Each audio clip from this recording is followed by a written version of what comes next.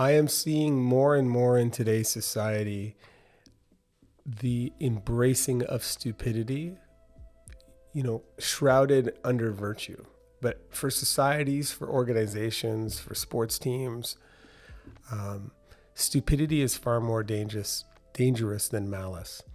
And I'll give you an example. When you know somebody is acting with malice, you can anticipate their moves. You actually understand their morality. You don't agree with it, but you can understand that they have a morality that's different than you. What stupidity does, and there's a guy named Bonfman who wrote a theory of stupidity, and he was actually executed by Hitler because he was trying to kill Hitler. And he was commenting on how German society became stupid because they stopped questioning dumb things and they just rushed to show their obedience. And then what ends up happening is they get to their position because they've suspended their critical thinking. And then once you're making policies based on stupidity, there's no morality to it. There's no reality to it. They don't actually care about the facts. They're just doing a policy because they're told they have to do it. And that type of stupidity in our society is very dangerous to our society's success and long-term future. And I can list right now off the top of my head 100 policies that an intelligent group of human beings are instituting that are objectively stupid, just stupid. So we have to ask ourselves, how are these policies getting in place? How are they being supported? And it's like we're embracing compliance and obedience, which is translating into stupidity. And we have never had more information available to us. We've never had better educated people. And our decisions are just becoming stupider and stupider, and it's very dangerous for our future.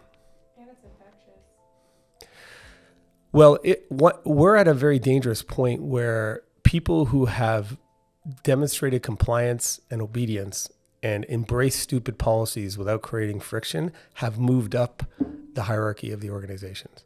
And now once you have people that have kind of thrown critical thinking and their integrity out the window and they're running organizations, that's a critical point we're at right now. And so, people who want to get into them or get promoted have to embrace stupidity. And so I don't know how we're going to get away from it, but part of what I'm trying to do is encourage people to stand up to stupidity, dare to call it out, and ask people to have a discussion about why we're doing a policy. It doesn't make sense to do this policy.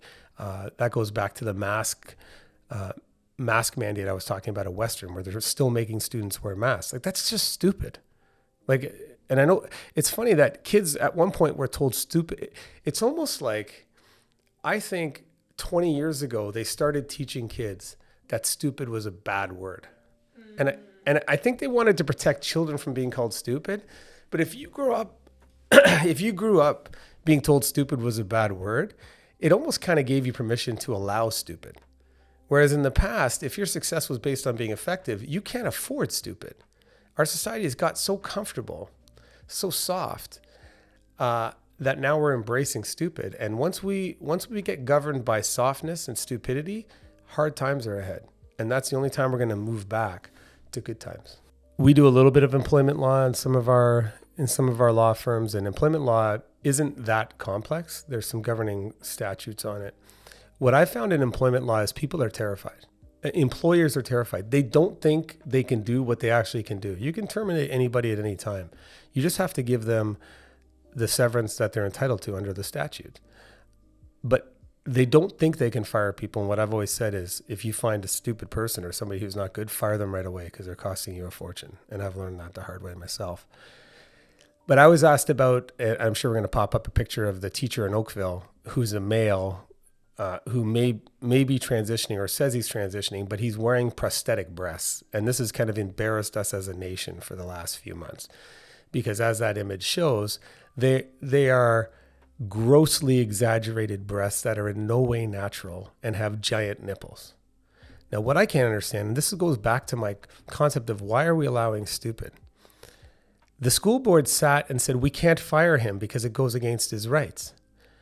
And it got infected by this idea that somehow trans rights allow you to